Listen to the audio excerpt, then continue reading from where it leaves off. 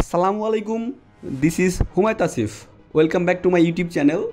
In today's video, we are going to build a Bluetooth controlled smart notice board using an Arduino Uno and a 16x2 LCD display.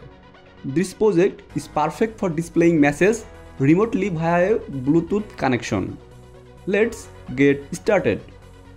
Here are the components you will need for this project: Arduino Uno 16x2 LCD display, I2C module, Bluetooth module HC05, switch, some wires for connection, power supply as 9V battery.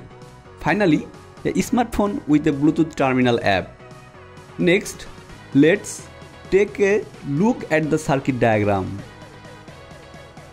Now, connect the LCD to the Arduino with I2C module.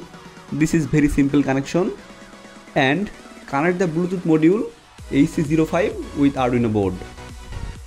Now let's write the code to control our notice board. You can find the code in the description below. Now it's time to see our notice board in action.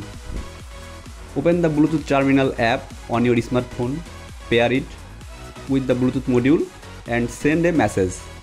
And that's how you create an Arduino Bluetooth controlled smart notice board with 16x2 LCD display.